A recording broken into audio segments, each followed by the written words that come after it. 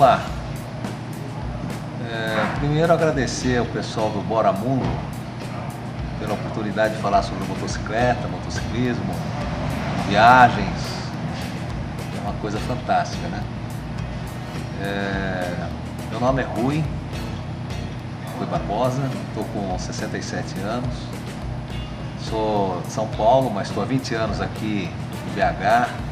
Aliás, eu sinto que aqui é minha terra, nem penso em voltar para lá. E vindo para cá, eu já vim dentro do motociclismo. Eu, já a partir dos 20 e poucos, eu tive muitas motos, geralmente da marca Honda. Aí eu tive 500 cilindradas, 750 cilindradas, 1000 cilindradas, sempre Ford, com 4 cilindros. E eu estava contente com as motos japonesas e tal. Aí aqui em BH eu conheci um grupo e eu almoçava com eles toda sexta-feira num restaurante aí no centro, e todo mundo lá tinha Harley. Aí foram fazendo a minha cabeça. Quando eu vi, eu tava com uma Road King 2001 fantástica. São amigos, né? O pessoal? Todos eles lá, amigos. Harley, são amigos. Exatamente. E junto com a Harley veio um novo grupo de amigos, ampliou. Conheci um pouquinho de mecânica também. Muito bom. E aí a Harley ela é uma moto para estrada, né? Não é uma moto para cidade. Então em 2011 fiz uma viagem para Blumenau e nessa viagem conheci algumas pessoas, depois eu vou voltar nesse ponto. E foi muito bom, gostei, aprovei a moto. E daí em 2012, junto com o Ivan Machado e Luciano Esfredo, nós fomos para o Ushuaia. O Ushuaia está a 6.000 quilômetros daqui, foi uma longa viagem para mim. Até Buenos Aires 3.000, depois até o Ushuaia mais 3. Fantástico, fomos muito bem, gastamos mais de 40 dias na viagem. E quando eu estava lá no Ushuaia, na Bahia Lapataia, tem uma placa lá, final da Rota 3, a 17.000 quilômetros, suponho que em linha reta, né? A 17.000 quilômetros, Alasca. Aí eu pensei, acho que um dia eu vou para Alasca. Bem, voltamos, a vida continuou aqui e essa vontade de ir para o Alasca, ela foi aumentando.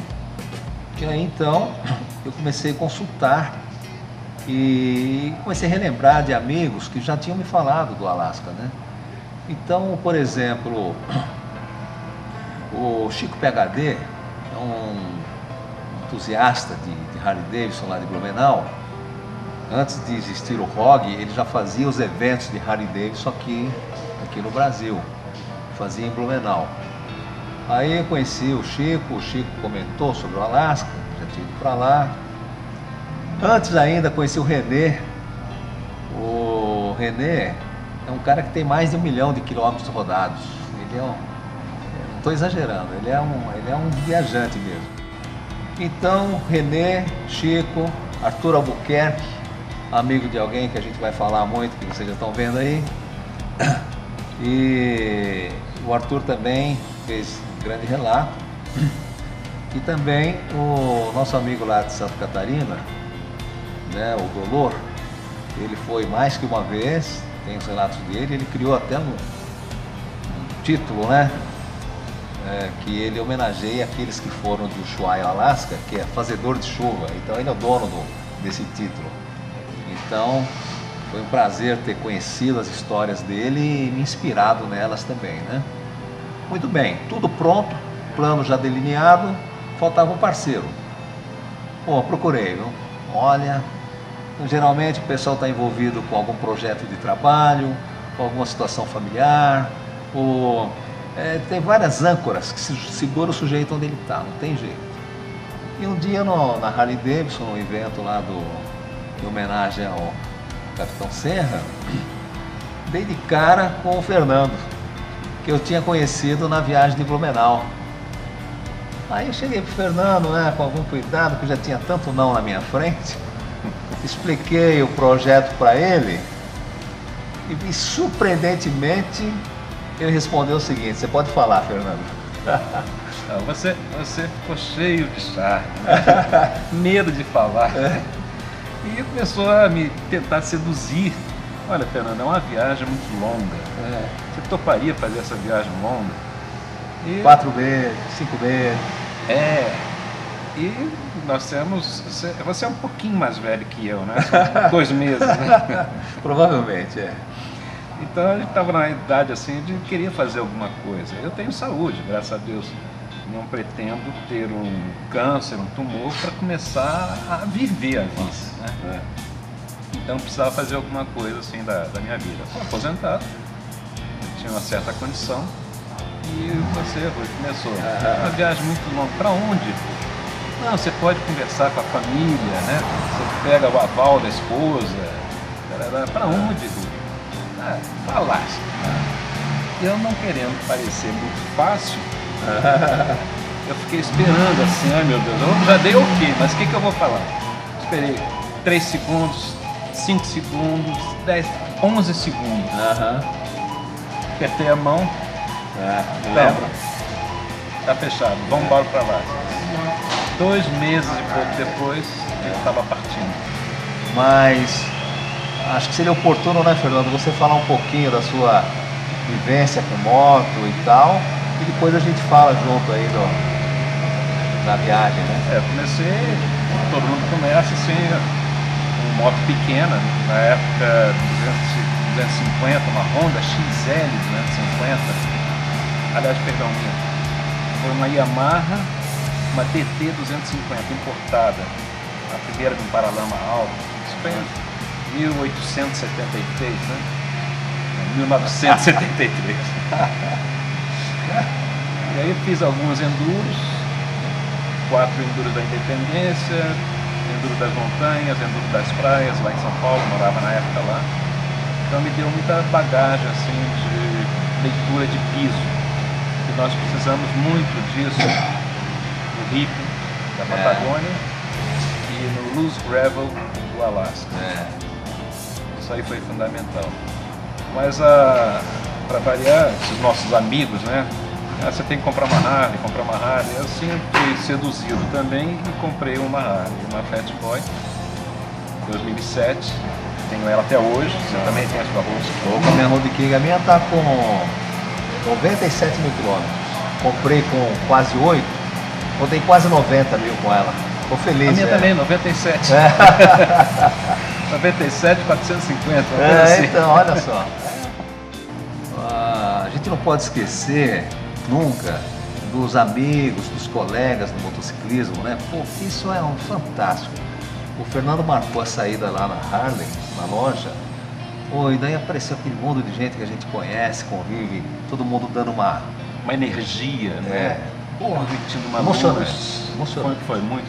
Teve um discurso de despedida. Isso, exatamente. A gente se reuniu ali no comecinho da 040 ali.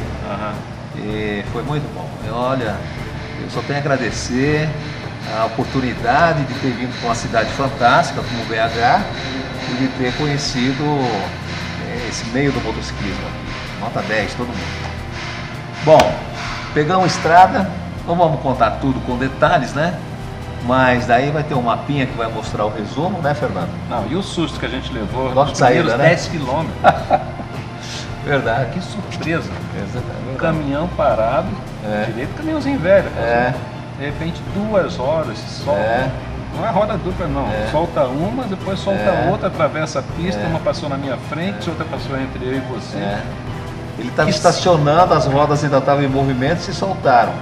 Uma passou, a gente falou, pô, ainda bem, mas aí já veio outra em seguida. E deu para desviar. Passaram por canteira central, conseguimos desviar, mas eu pensei assim, gente, que sinal é esse que estão enviando aqui nos primeiros 10 minutos? Verdade. E como esses, né, eu tive mais uns 3, você também teve mais uns 2 ou 3, é inevitável. Numa viagem longa dessa, as coisas acontecem mesmo. E por isso que eu recomendo. Muita atenção, muito cuidado, muito respeito às condições do dia, da estrada, a sua condição física, né? Como é que você está, como é que você não está. Bom, Aí saímos, batemos lá em Porto Velho, batemos depois ali em Rio Branco, no Acre, depois Assis Brasil, depois Porto Maldonado, já estamos no Peru, os problemas lá com a minha Harley, mas resolvemos tudo por telefone com o Bruno Serra, que é nosso mecânico. O Nelson também deu um espetáculo aí pra gente. Ah, foi um suporte tanto. Então, aí batemos lá em Cusco, altitude violenta, lá no alto dos Andes. Uma hora paramos, descemos da moto para botar mais agasalho. O Fernando, que é mais atlético aí, tirou a camisa naquele frio para pôr um agasalho mais quente. Eu falei, pô, Fernando, acho que eu tô meio tonto. Ele falou, pô, eu também tô. Nossa, foi um dia danado, né? E uma noite, uma tarde, quase anoitecendo nos Andes, né? E correndo atrás de hotel, de algum lugar, porque era pra gente parar, já estava noite. Bom, e demos sorte.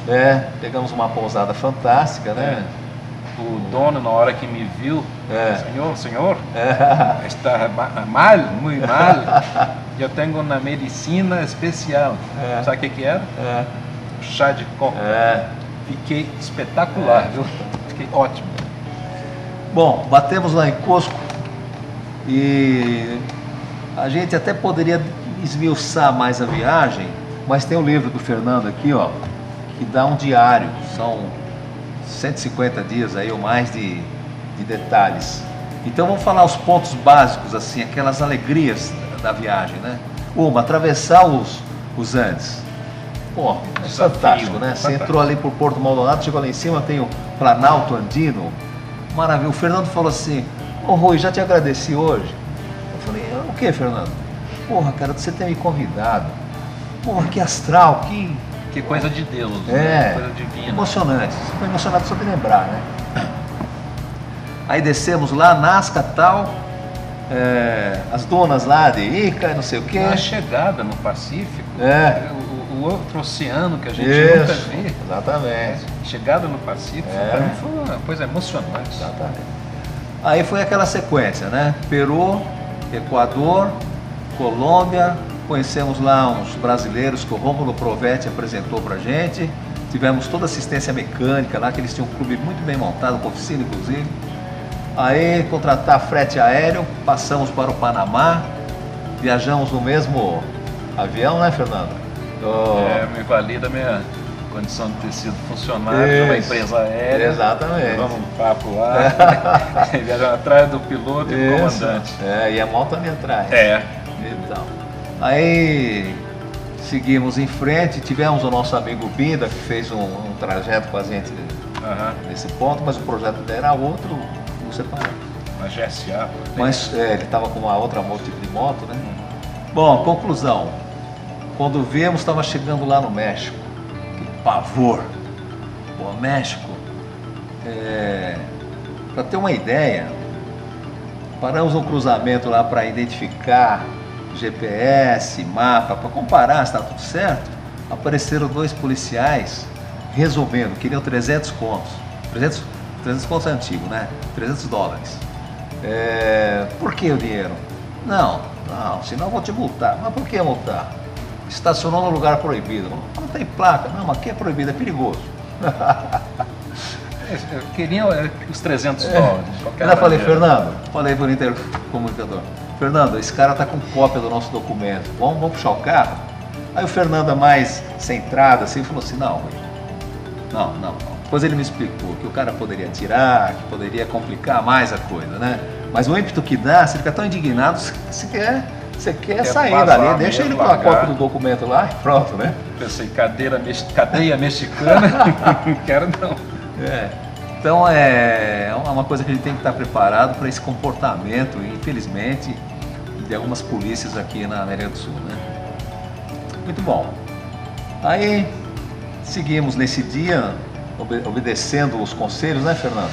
Não pare em lugar ermo, não abasteça em posto pequeno, não peça informação para a polícia e tal. Isso. E seguimos acelerando tudo nas motos para chegar nos Estados Unidos, na fronteira. A gente queria atravessar a fronteira.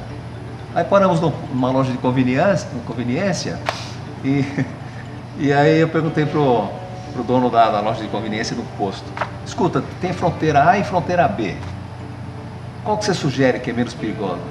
Ele falou assim: olha, é igual, mas o problema está antes. Tem uma cidade chamada São Fernando que está no caminho, que agora, há pouco tempo, mataram 40 e poucos, ainda colocaram em praça pública lá. Caramba.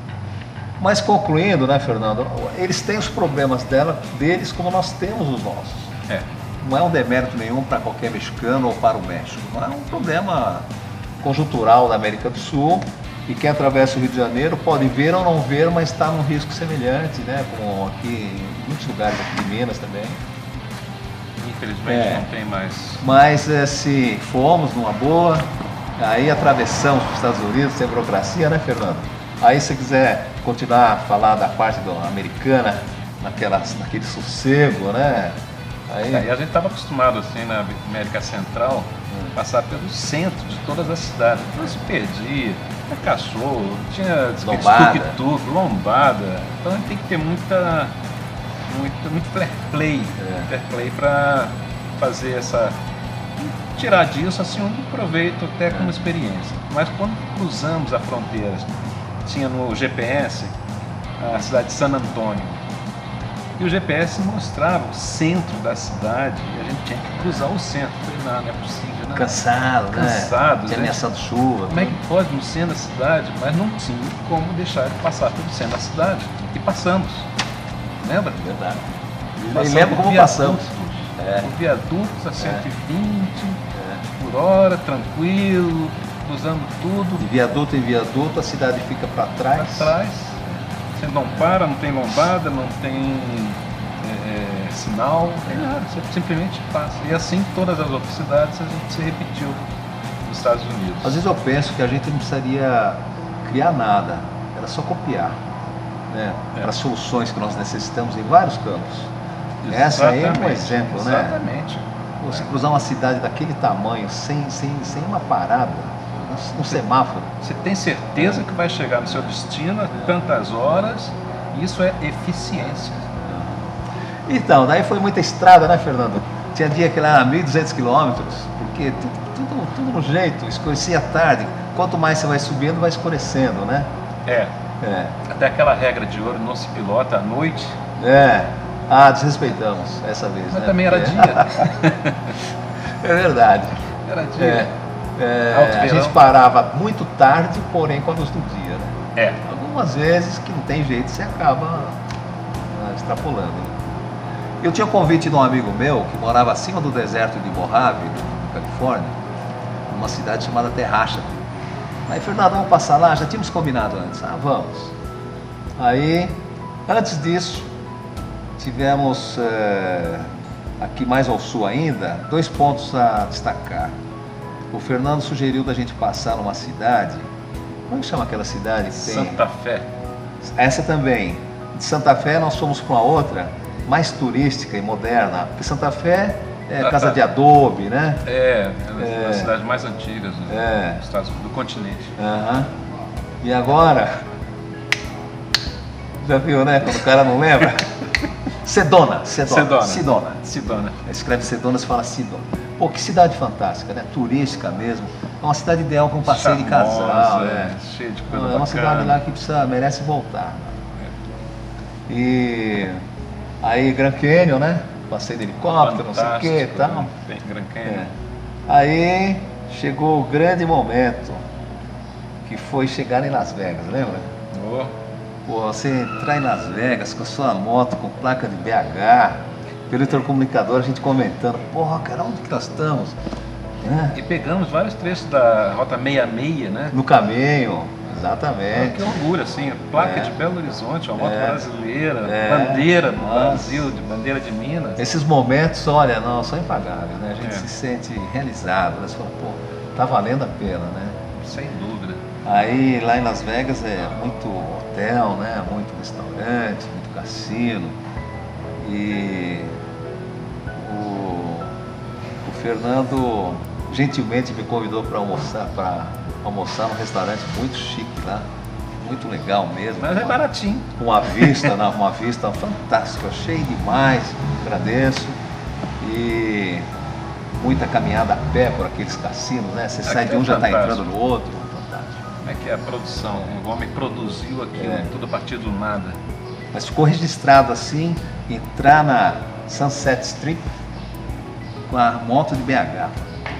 É uma realização.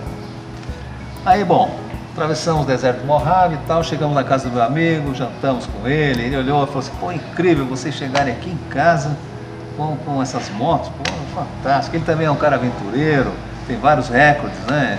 Então foi muito, o nome dele é Fred Chase, motociclista. Ele tem recordes que foi batido recentemente. Ele viajou de divisa do Canadá, divisa do México, num tempo recorde, que demorou anos para ser batido, né? Impressionante. Aí seguimos em frente, né? E atravessamos o Oregon, batemos no estado do Washington, Seattle. Aí compramos umas roupas mais para frio, né? O tempo já estava mudando. E depois de Washington, chegamos na fronteira com o Canadá. A próxima cidade seria Vancouver. Aí o Fernando conta esse ponto da burocracia que ele gosta de contar, né, Fernando? Acostumado com aquela burocracia. Aí que ter fotocópias. Aí ia correr atrás de impressora, tirar fotocópia do documento, de carteira, de documento na moto, disso, daquilo. Tinha que pagar aqueles seguros, né?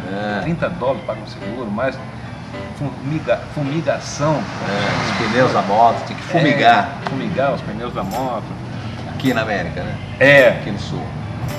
E aí, para entrar, você tinha uma burocracia tremenda. Para sair, você tinha a mesma burocracia. E as fronteiras se repetiam numa velocidade grande, ou melhor, poucos passos de Você paga para entrar, paga para sair. Sim. Aí você está na outra fronteira, você está pagando para entrar novamente, pagando para sair. Chega nos Estados Unidos, aquela casinha assim. Uma guarita? Uma guarita. Uma fila de carro? Um oficial só. Mostra o documento, passaporte, documento da moto, pergunta se tem alguma coisa de arma, droga. O visto está ok? Está ok o visto, fundamental para passar no México, no Canadá. E aí você entra. Como assim, simplesmente? Entra? Posso, senhor? Posso entrar? Eu confesso que eu sou impregnado ainda um pouco dessa burocracia, que eu achei tão fácil, pensando como brasileiro, e caramba, seria complicado no Brasil. Nós também temos essa coisa, né, da essa cultura. Então, a Taylor Highway foi uma experiência danada mesmo, porque por sorte pegamos um seco, né? Mas você andar 300 km aí fora do asfalto exige muita atenção, né? Mas o objetivo estava logo ali, o Alasca estava logo ali. E isso já estava na cabeça da gente há tanto tempo que tinha que tirar isso da cabeça e era só tirar da cabeça e chegasse lá, né? Aí a gente estava na estrada alternativa, não é o caminho oficial, como eu já disse, né? E aí apareceu lá sinalização de fronteira, umas casas pré-fabricadas de madeira, uma coisa bem acanhada assim, parecia uma porteira assim de interior. Mas era a fronteira do Canadá com o estado americano do Alasca. E aí nós passamos lá, o cara na guaritinha atendeu a gente do mesmo jeito lá, que não é costume deles, meteu o carimbão lá no meu passaporte de um alce lá, que é o animal símbolo lá da região.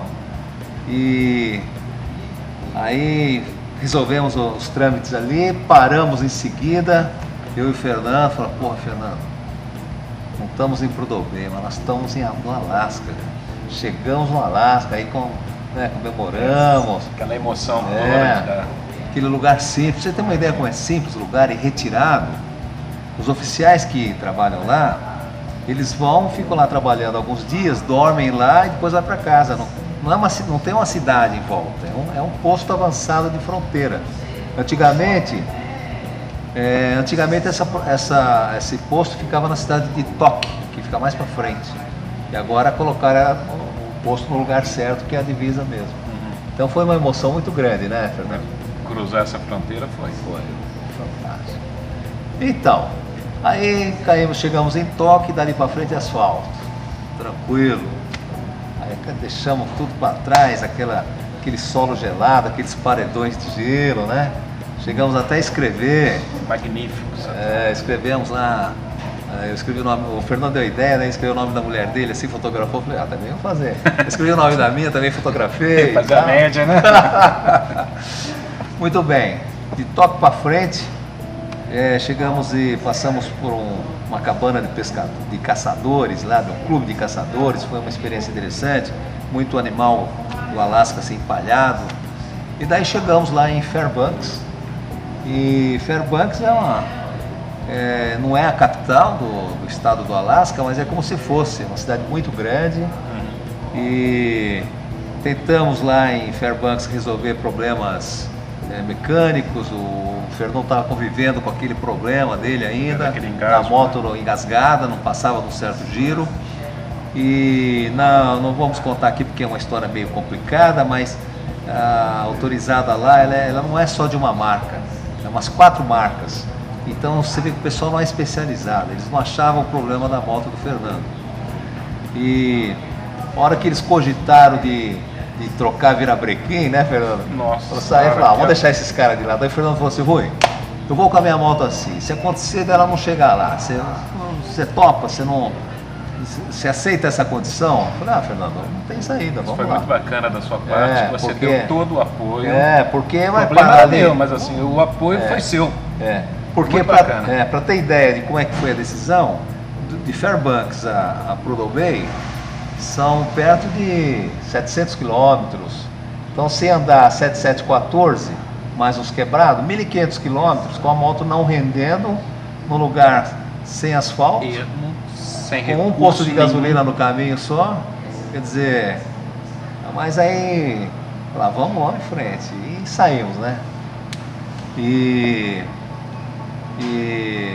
pegamos então o tal do permafrost, depois aquela vegetação rasteira do Alasca, que é a tundra, né?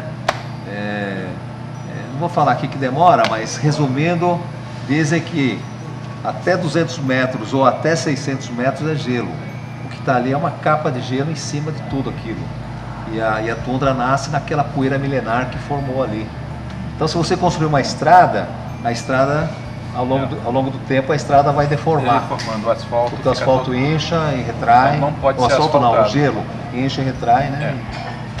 Eu vi uma foto de uma rodovia, de uma ferrovia, ela ficou toda torta por causa desse movimento do solo do permafrost. Então, como é que faz? Como é que faz para passar lá? Você tem que fazer a estrada. Então, eles não falam assim, manutenção da estrada, eles falam reconstrução. Toda a estação eles reconstroem a estrada. Então, eles vão lá, nas montanhas que aparecem, tem terra mesmo, porque o resto é gelo. Então, eles pegam terra e vão depositando a terra naquele traçado da estrada, junto com um produto químico parecido com cal, né? E molhando, né? E vai molhando. Isso é que era o desespero. Então você pega quilômetros dos caras, eles colocaram terra, passaram a máquina, compactaram, mas molharam. Quando estava tudo seco, que a gente conseguia desenvolver. Bem. 40, 60. Só que quando não era chuva, eles molhavam. Ou então você tinha o solo molhado pela chuva, ou o solo molhado porque eles molharam. Era complicado, né? Nós temos vídeos lá na internet mostrando. Agora, quando era o chão batido na volta, por exemplo, a gente andou até a 70 por hora, 80.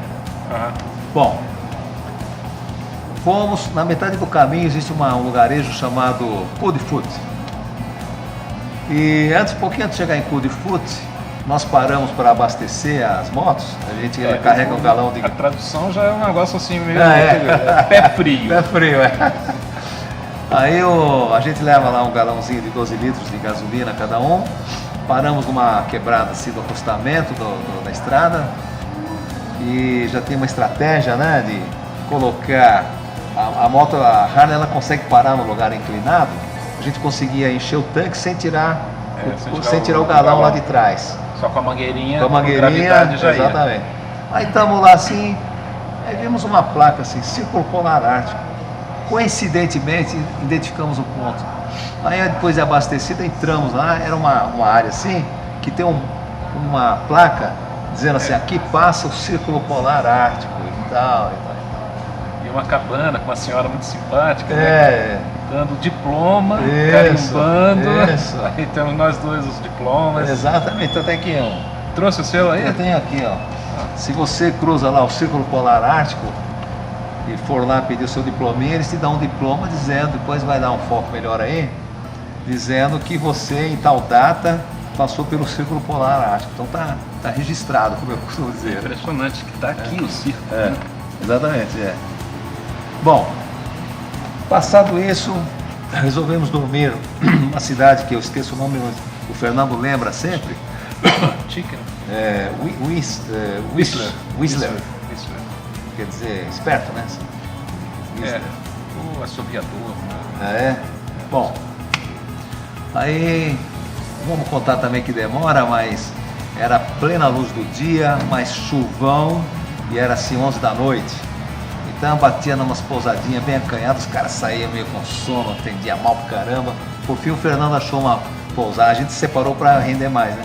O Fernando achou uma pousada razoável e banheiro tinha uma fora. resistência Muito e era mais pernilongo. barata. É, ah, sim. Estava tudo na faixa de 200 dólares. O Alasca é caríssimo. Caríssimo. E 200 dólares pra gente lá era assim, inimaginável. Não dava. Bom, ficamos lá e tínhamos a informação que às 5 da manhã, às 7 da manhã, a estrada seria interrompida num certo ponto, porque ia ter uma manutenção grande lá. Aí saímos muito cedo, tipo 5 da manhã, lá no Esclarece mesmo, e pegamos o caminho lá. Tem um ponto até turístico, chama Antigon Pass, é uma passagem por umas montanhas antes de chegar em Prudhoe Bay. Nesse ponto, o Fernando falou pelo rádio: Rui, estou muito cansado, olha, vou ter que dar um tempo, vamos dar uma parada. Daí paramos lá, eu fiquei andando em volta lá. O Fernando descobriu uma maneira de dormir em cima da moto. Ele se ajeitou em cima da moto lá, os pernilongos, tem muito pernilongo lá, não sei explicar porquê. O Fernando se ajeitou de uma maneira lá e dormiu profundamente. Mas é uns pernilongos desse tamanho. É verdade. Acho que a gente nunca viu na vida. Então a impressão que dá é que a cada ano eles vão renovando, né? Assim, acho que deve durar um ano aquelas ovas lá. É, que devem congelar, no verão elas eclodem.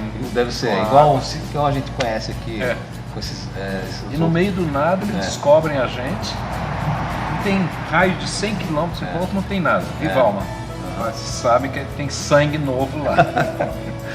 E aí então o Fernando estava tão cansado que ele não via, porque quando ele deixou o pescoço cair para o lado, ficou exposto assim, cheio de pernilongo. Ainda dei umas aguanadas lá, mas não tinha condições. Aí falei, tem que fotografar. Aí fotografei o Fernando dormindo e roncando lá no... capacete, luva, tudo. Só tinha isso aqui aberto na jugular. Não passava carro, que a estrada estava interditada, e lá não passa mesmo, só passa caminhão de vez em quando, né? Aí, já acordou, tal, vamos seguir, vamos. Aí seguimos em frente, chegamos nessa região do Antigon Pass, estradinha, muita placa, avalanche, cuidado, muita neve. Né, fotografamos com aquele cuidado, tal, batemos lá em cima e começamos a descer e o coração já acelerando, que estava chegando, né?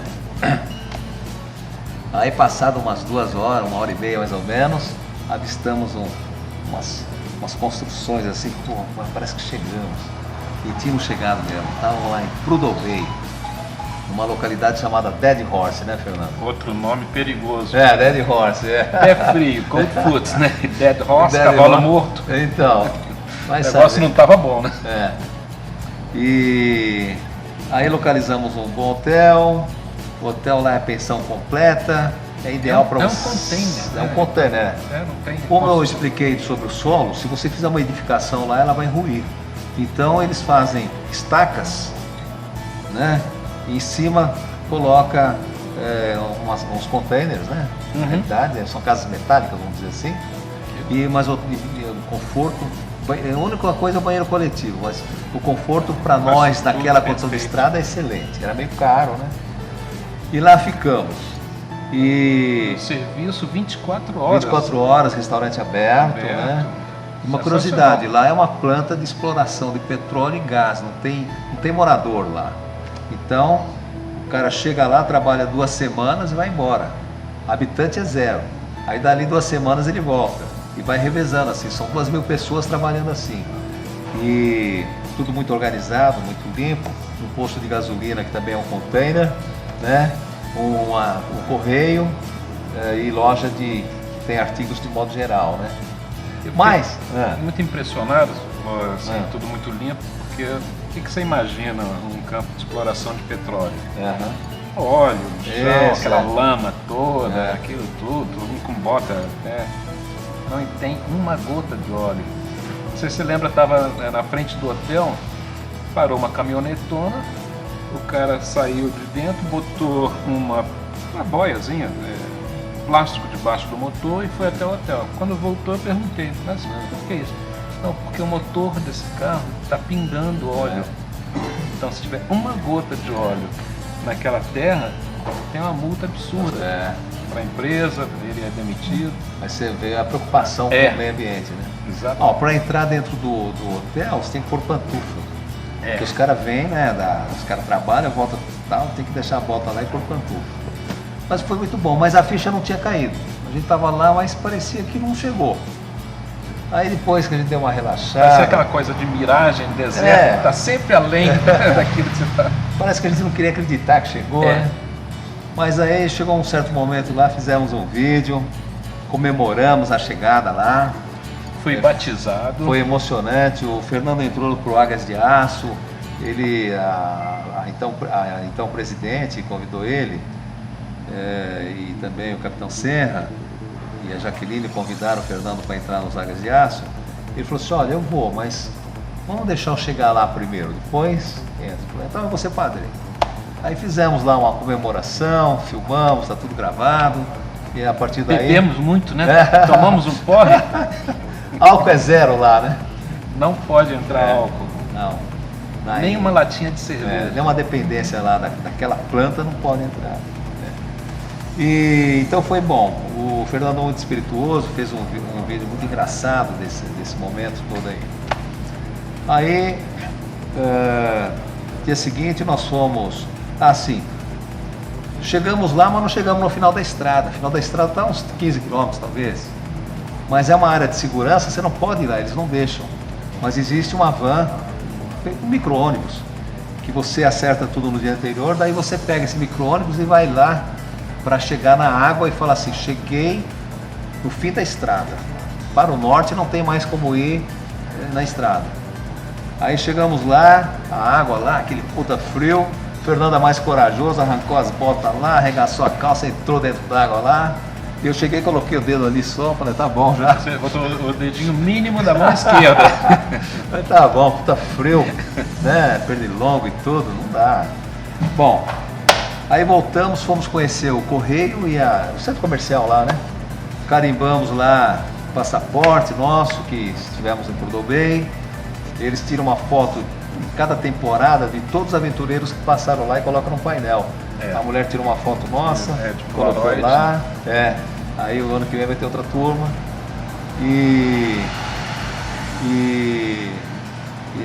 Nesse vídeo, quem assistir vai ver que eu comento lá que... Tá onde o vídeo? Tá no meu canal, né, Rui Barbosa, no YouTube. E eu comento lá que se não tivesse achado parceiro, provavelmente não teria chegado. Então agradeço mais uma vez, Fernando, a cooperação e tudo mais. Eu já te agradeci hoje o convite que você fez, ter chamado. Mas foi uma... Hoje não, hoje é a primeira vez. Olha, mas foi um marco da minha vida, realmente. A volta acho que nem vamos contar com detalhes, porque voltamos numa boa até no Equador. Quando chegou lá na entrada do Peru ali, mais ou menos. Em quanto tempo a gente chegou lá? Ah, sim. Chegamos lá em 66 dias, foi uma duração. Dia 1º de julho de 2013, 66 dias. Para mim, agora para o Fernando foi 11 segundos, né, Fernando? Isso aqui é uma brincadeira. Nós chegamos lá com 25 mil quilômetros cravados e 8. 25 mil. E o gancho desse título do livro aqui, 11 segundos até o Alasca. Normalmente as pessoas perguntam, mas 11 segundos até o Alasca, como é que pode isso? pessoas ficam muito curiosas. É fácil, basta você ler o livro. Esse livro aqui não tem fins lucrativos. Ele apoia 2 instituições de caridade. Uma é Caminhos para Jesus, aqui de BH, que assiste crianças com paralisia cerebral, e outra em Juiz de Fora, que são crianças com câncer. 2 instituições beneficentes muito sérias. E o livro conta a nossa viagem, nossa história toda. Uhum. Não, muito bem registrado. Até ressalto aqui que a autoria é 100% do Fernando. Eu não tenho a disciplina que ele tem para escrever, para compilar os dados direitinho. Então, aí, como eu disse, o Fernando é mais corajoso. Entrou na água lá, no final da estrada, né? Bem ao norte de Prudhoe. Eu só encostei o dedo lá e para mim já estava bom. Aí voltamos pro hotel e já pensando na longa viagem de volta, né? Porque, como foi dito aí, nós rodamos 25.008 quilômetros para chegar lá. Quer dizer, teria mais esse tanto de volta no mínimo.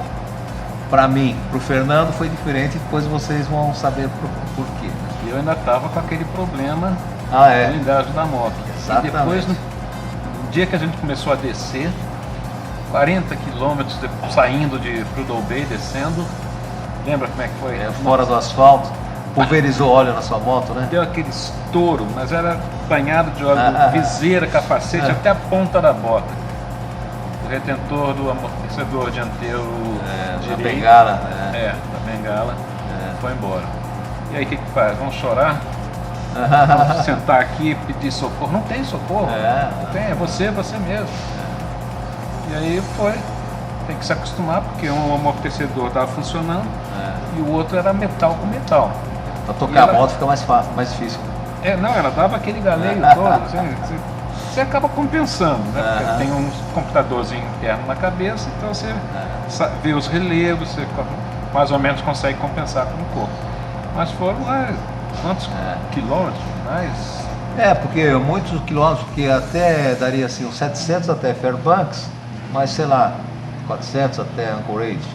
Então, 8412, mais de 1.000 quilômetros. Mais de 1.000 quilômetros, com esse problema. E aquele outro que ainda estava, né? Exatamente. Aí chegamos em Fairbanks, ficamos no mesmo hotel.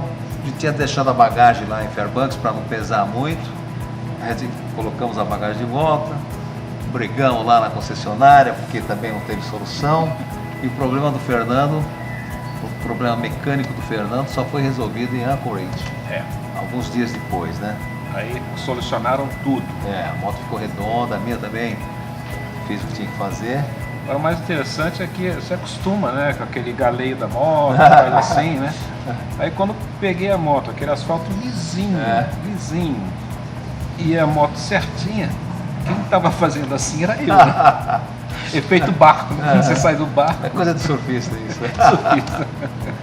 Bom, aquele meu amigo americano que eu encontrei lá perto do deserto de Mojave, ele falou assim: Rui, na ida vocês vão fazer uma quilometragem violenta para ir, digamos, ali do Canadá, na entrada do Canadá, ou de Washington até Prudhoe. Que tal na volta se em Anchorage vocês pegassem um ferry boat até Washington, por exemplo? Foi fantástico. Achamos a ideia muito boa. Aí fomos para Anchorage, tentamos pegar lá um ferry boat para Washington, porque é muito comum lá, aqueles grandes barcos. Como eles têm o problema da neve em partes do ano, andar de barco lá é uma coisa assim comum, que nem andar na estrada coletivo. Aqui. Aí, tanto que Juneau, que é Juneau, que é a capital do Alasca, você não chega por estrada, só chega a via aérea ou de barco. Muito bem. Pegamos o tal do ferry boat um pouquinho mais abaixo, num lugar chamado Valdez, que o americano chama de Valdez. Conseguimos pegar o barco lá, muito confortável, a moto bem guardada lá embaixo. Fomos até um extremo lá do Alasca, lá pegamos outro ferry boat de linha canadense chegamos na ilha de Vancouver, na cidade de Vitória, descemos até a cidade de Vitória, porque ficamos no norte da ilha, e depois outro ferryboat até Washington, e daí descemos margeando o Pacífico e chegando no Panamá, pegamos o frete aéreo também para atravessar lá a floresta de Darien, e assim chegamos lá na região lá do Peru. Nesse momento, eu não aguentava mais o Fernando não me aguentava mais, aí de comum acordo falou assim, vamos separar? Vamos, até porque o plano do Fernando também era descer para mais longe, ele vai contar daqui a pouco. Aí nos separamos naquele ponto e eu voltei, aí passado um tempinho, entro no hotel, aí chego no hotel e falo, vou ficar no mesmo hotel que a gente ficou na ida. Vejo uma Fat Boy lá na garagem. Pus a mão no motor e falou, pô, tá quente, chegou agora. Aí fui na recepção, perguntei onde era o quarto do dono da Fat Boy, me falaram, fui lá, bati, era o Fernando lá. Falei, puta merda, um querendo fugir do outro e tá de cara aqui. Aí jantamos juntos, tomamos café da manhã juntos. Aquele lugar foi em Ica. Ica é um oásis do deserto, um lugar maravilhoso. Laguna aquela Huacatina. Huacatina. Fantástico. Muito bom lá. Oásis mesmo. E daí pra frente o Fernando, aí eu voltei pro Brasil, passei por ali por Atacama. Na hora que eu entrei em Foz do Iguaçu foi outra emoção, viu? Igual a que eu tive em Las Vegas e na entrada do Alasca, a hora que eu entrei no Brasil, falei, puta merda, meu projeto completou, agora é fácil, né? E aí, eu vou parando por aqui, eu agradeço a oportunidade do Bora Mundo aí da gente contar essa história, o Vinícius e Jairo aqui do Shopperhead também, de colocar o espaço, né? É um prazer muito grande e mais uma vez agradeço o Fernando pela companhia. E vou agora escutar atentamente os detalhes da sua descida ali do Peru para baixo, né? Pois é. Já te agradeci hoje por ter feito o convite para essa viagem. É uma viagem assim épica e a gente tem que contar essa história porque não pode ficar só com a gente, egoisticamente.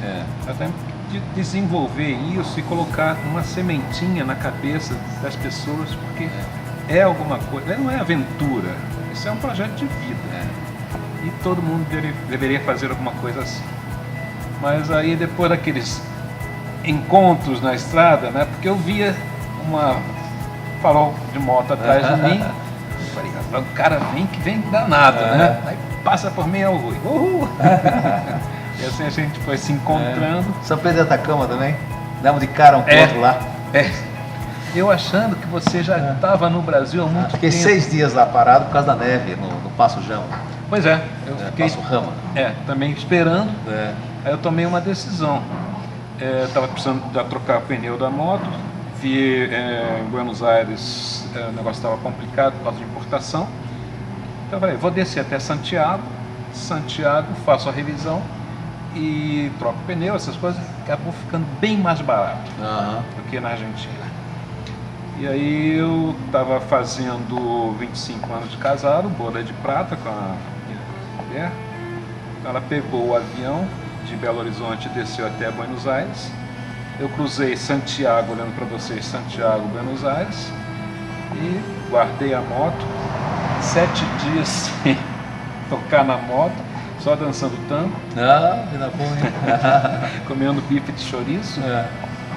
E aí foi terminada essa vida boa, ela voltou para Belo Horizonte e eu tinha que tomar uma decisão. A gente já tinha conversado, o Rui tinha me colocado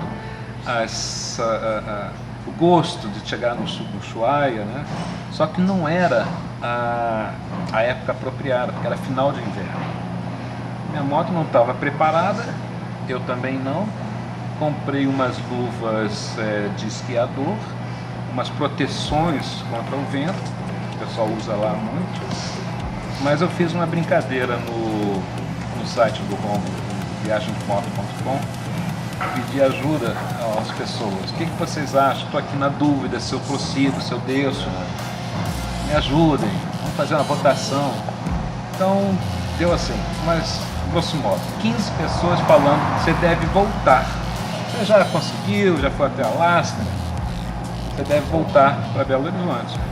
E deixar o Ushuaia de lado, né? Faz outra época, né? E 5 falaram assim, você deve continuar, já está aí, então você continua. Eu pensei assim, 15 falaram para eu voltar, 5 falaram para eu descer, já que deu empate, eu sou o voto de Minerva, eu vou tentar. Foi perrengue. Não, imagino. Era neve e era muito mais frio do que o Alasca. É. Ah, é. Chegamos no Alasca em pleno verão deles, né? É. Peguei neve lá e foi A região muito do Estreito de Magalhães, o mar vem o vento vem do Pacífico, gelado, e entra ali, né? É complicado, né? Nossa. E tinha dias assim que eu acordava mais tarde para aquecer. Então saía 10, 11 horas da manhã. Quando eu pegava a moto, já estava toda ela congelada. Eu botava a mão assim no banco para derreter. Então estava muito frio. Aí fui subindo, quer dizer, o fato de ter chegado lá no Ushuaia, cheguei sozinho. Nós comemoramos nós dois lá em cima, no Prudhoe Bay e o Ushuaia. Lá não tinha ninguém, estava numa pousada, num hostel. Aí eu falei com a menina, a recepcionista, vou comemorar com vocês. Comprei um espumante, um copinho de café, estava a garotada lá toda, então vamos brindar aqui. E foi assim que comemoraram. E a emoção depois de chegar no Brasil também foi muito grande. Essa eu conheço, essa é fantástica. Eu fiquei parado num posto YPF, acho que umas 2 horas. Eu não queria atravessar a fronteira porque significava terminar a viagem. Não, eu entendo. Quando é boa, a coisa é boa, você quer que continue. Mas, Fernando, olha, eu acho que uma frase do Rômulo, né? É melhor você se arrepender. Eu me confundi agora, mas em resumo é o seguinte: temos que tentar. Melhor tentar que ser obrigado a desistir do que sequer tentar. Então é isso, meus amigos, essa é a história aí. Como é que era lá? Valendo, né?